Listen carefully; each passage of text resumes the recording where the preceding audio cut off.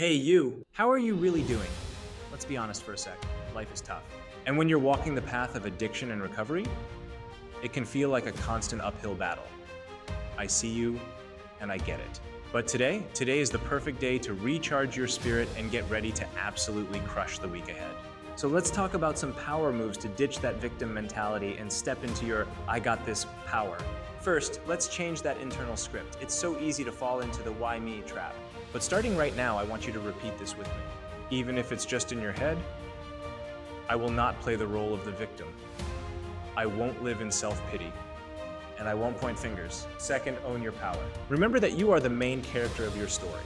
This is your life. You are in control. Say it. I will stand tall and face this path with my inner strength.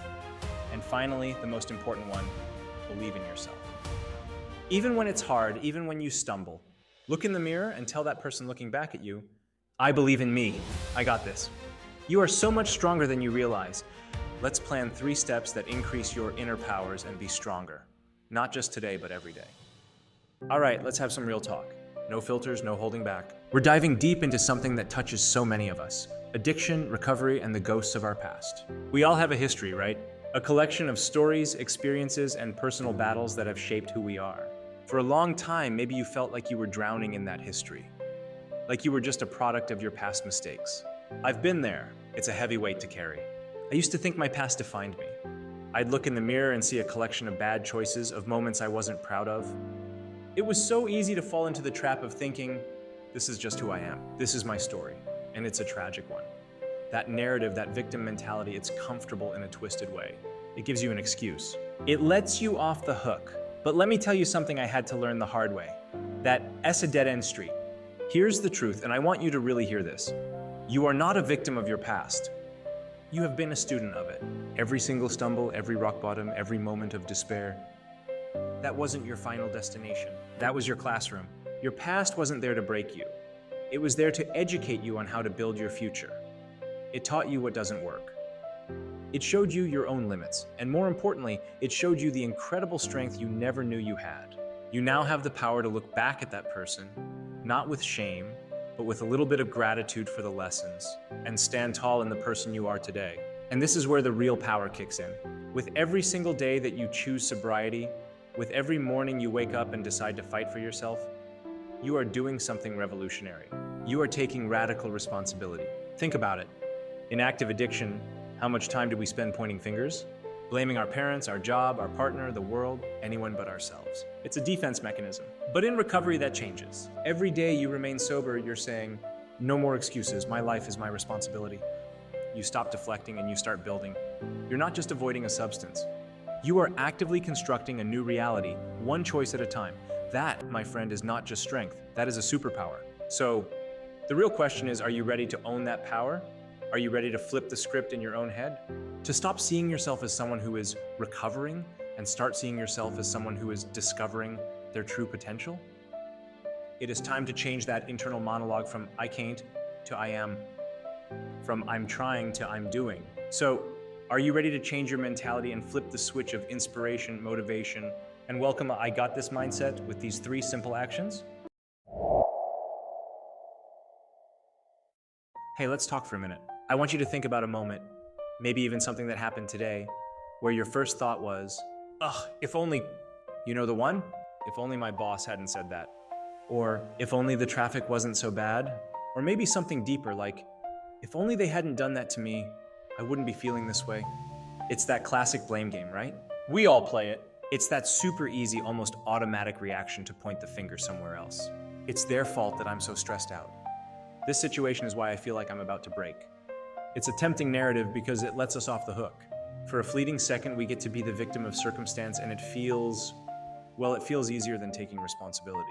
We deflect any and all blame from ourselves. But here's the thing I've learned, especially on the journey of staying sober. That deflection, that finger pointing, it's a trap.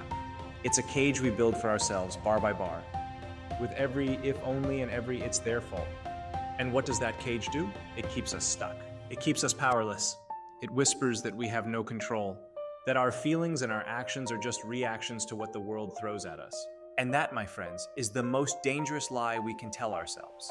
Because when we feel powerless, when we feel like we're just a pinball getting knocked around by life, that's when the old destructive habits start calling our name. That little voice starts up, see? This is proof. Life is too hard. It's not fair. You deserve a break. You deserve an escape. For me, that escape used to come in a bottle. A stressful day, an argument, a disappointment. It was the perfect excuse to pop the top and check out. I could blame the situation, have my drink, and feel justified in my self-destruction. But we have to flip the script. We have to. And it starts with a simple but incredibly powerful mental shift.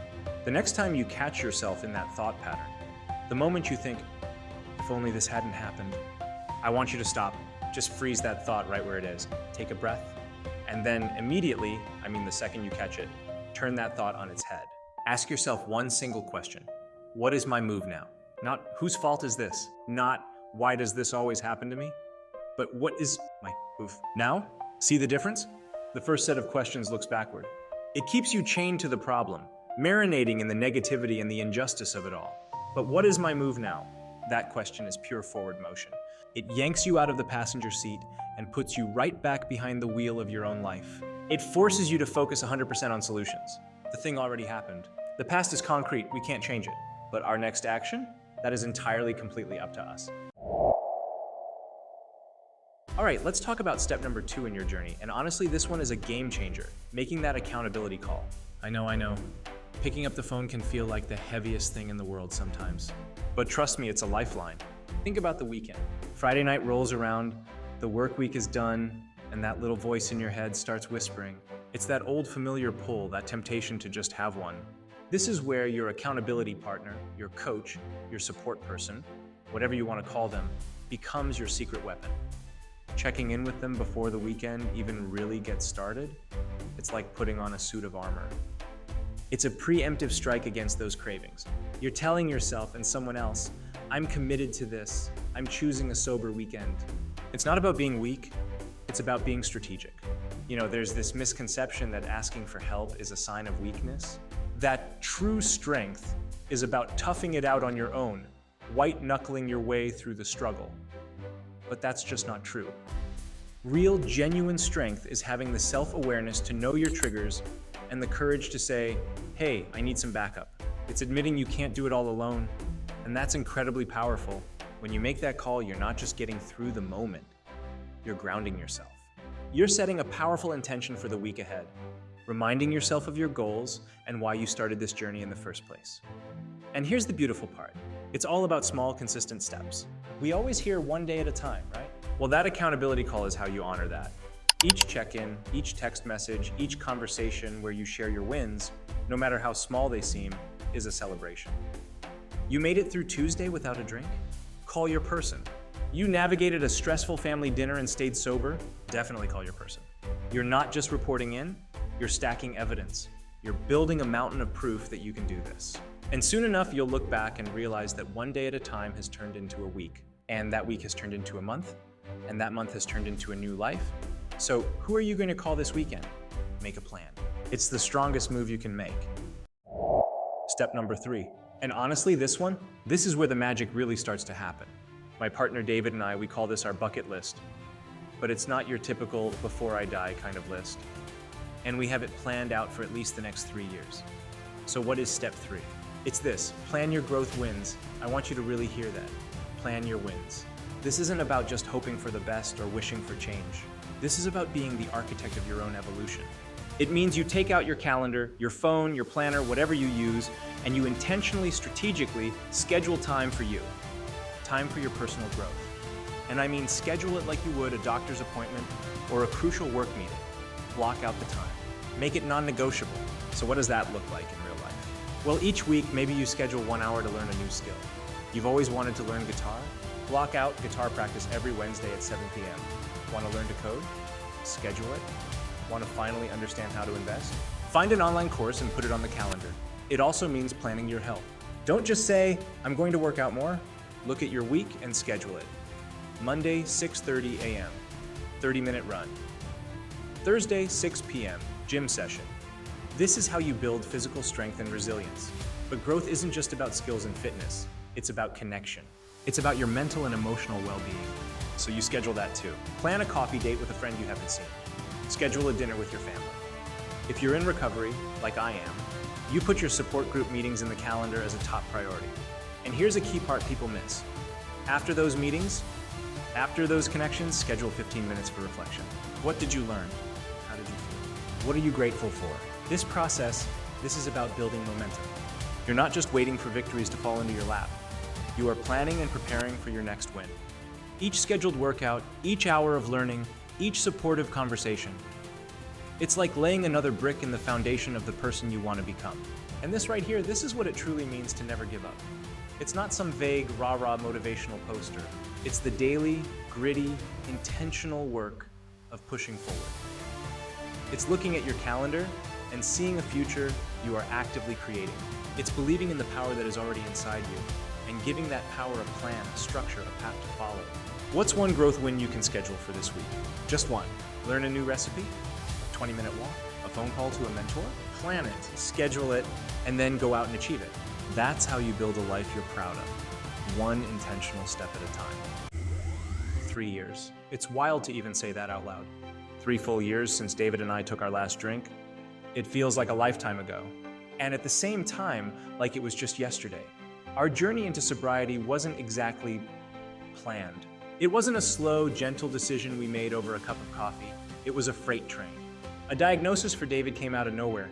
And it hit us so hard, it knocked us right off the path we were on and forced us onto a new one. The doctors were clear.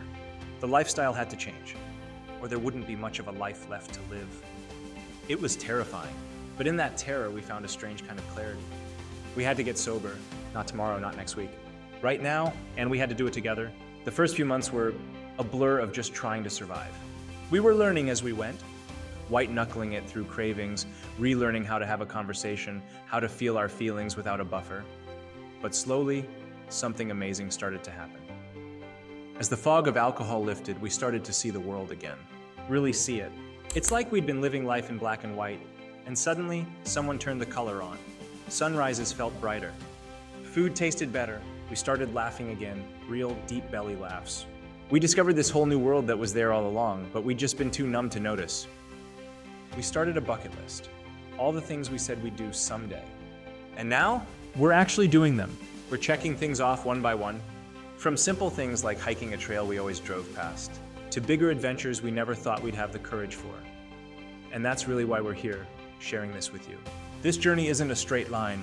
We have incredible triumphs, days where we feel on top of the world, and we have struggles, days that are hard, days where the old life whispers to us. But the one thing that's made all the difference is connection. We're building our support system piece by piece, person by person. And we would be so honored if you would join us, become a part of our support team. We want to hear your stories, your advice, your triumphs.